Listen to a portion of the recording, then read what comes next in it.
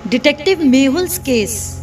Case 6। एक रात जब सोफी अपने कमरे में सो रही थी, तभी एक चोर ने उसके घर में प्रवेश किया और वह उठी और चिल्लाने लगी, चोर चोर चोर। चोर ने समझ लिया कि उसे क्या सामान उठाना है। उसने सामान उठाया और वह वहां से भाग निकला। तभी उसने तुरंत डिटेक्टिव मेहुल को बुलाया और घटना का सारा वर्णन बताया। उसने यह भी बताया कि वह चोर की एक फोटो लेने में कामयाब रही, लेकिन अंधेरे के कारण फोटो काला हो गया। मेहुल ने फोटो देखकर 6 लोगों को फोटो के समान ही पकड़ लिया। तो इन 6 चोरों में से कौन चोर है, क्या आप बता सकते हैं दोस्तों? A, B, C, D, E या F?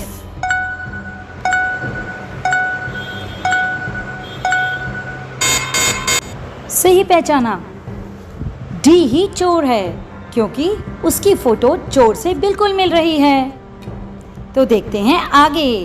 केस 7। एक बार रात में बहुत तेज बारिश हो रही थी और डिटेक्टिव मेहुल एक चोर का पीछा कर रहे थे।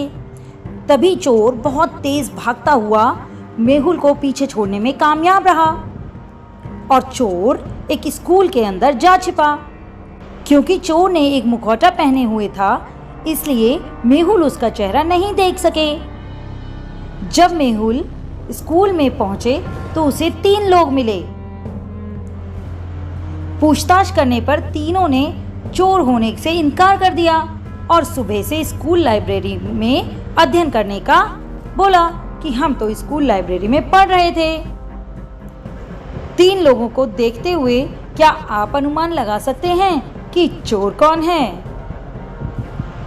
A, B या C?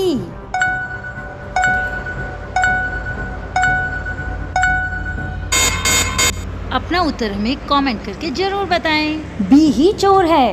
वह बारिश में दौड़ता हुआ आया, इसलिए उसकी पैंट गीली हो गई थी और गीली पैंट को देखकर डिटेक्टिव मेहुल ने B वाले व्यक्ति को तुरंत पहचान लिया।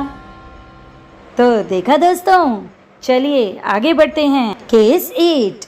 एक बार साम्या खरीदारी कर रही थी जब कोई पीछे से आया और उसे धक्का मार दिया। तभी उसने उसका बैग पकड़ लिया और भाग गया। साम्या चिल्लाने लगी। जासूस मेहुल उसी तरफ आ रहे थे और देखकर चोर के पीछे पीछे भागने लगे। चोर एक कैफे में चला गया।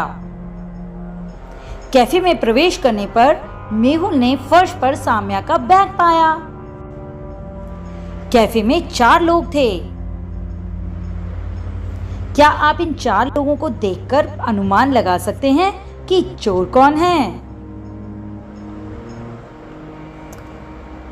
नंबर 1, 2, 3 या 4?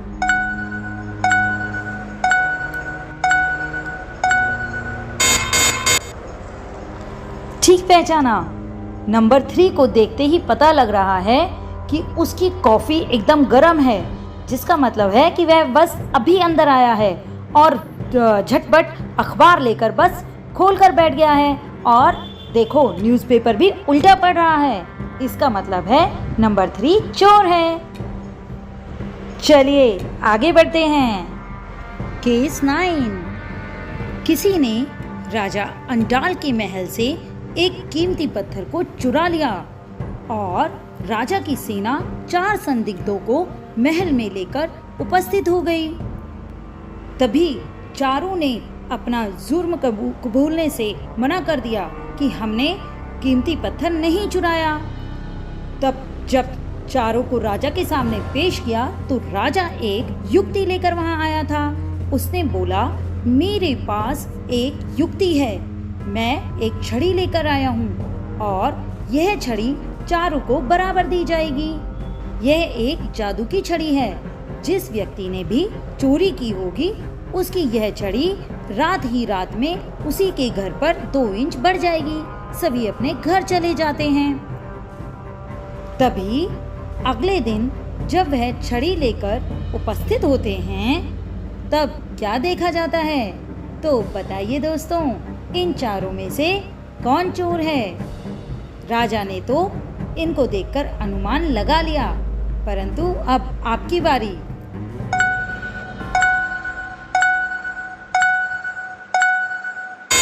सही पहचाना दोस्तों, डी ही चोर है, क्योंकि उसकी छड़ी और सभी छड़ियों से 2 इंच छोटी है और उसने जानबूझकर इसे काटा होगा, क्योंकि डर के मारे इसने उसे छोटा कर दिया।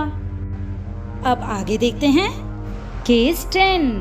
दुनिया में सबसे सुंदर चित्रों में से बहुत सारे चित्रों का एक संग्रहालय लगा हुआ था। बहुत सारे लोग उस संग्रहालय में आए और उन पेंटिंग्स के साथ अपनी तस्वीरें लेने लगे। अगले दिन पेंटिंग संग्रहालय से एक सुंदर सी तस्वीर गायब हो गई। चोरी की जांच के लिए संग्रहालय के मालिक ने डिटेक्टिव मेहुल को बुलाया। उसने बताया कि रात में 3 गार्ड तैनात किए गए थे। उन 3 गार्डों में से ही किसी न किसी ने चोरी की है। तभी गार्ड नंबर 1, मैं संग्रहालय के बाहरी गेट पर तैनात था और बस एक दोस्त से बात करने के लिए एक बार गया था। गार्ड नंबर 2, मैं संग्रहालय के अंदर तैनात थी, लेकिन मुझे डकैती के बारे में कुछ नहीं पता। गार्ड नंबर 3, मैं संग्रहालय के बाहरी गेट पर तैनात था और एक बार वॉशरूम करने के लिए गया था।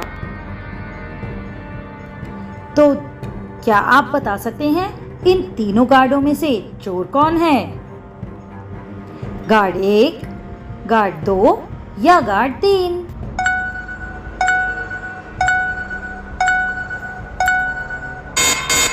सही पहचाना, गार्ड 3 ही चोर है, क्योंकि उसके घर में लगी पेंटिंग उसके घर की नहीं है, वह संग्रहालय से चोर कर लगाई गई है, इसलिए गार्ड 3 ही चोर है। सही पहचाना। तो आज के लिए इतना ही। हाजिर होंगे कल आगे के केस के साथ। ध्यान से देखिएगा।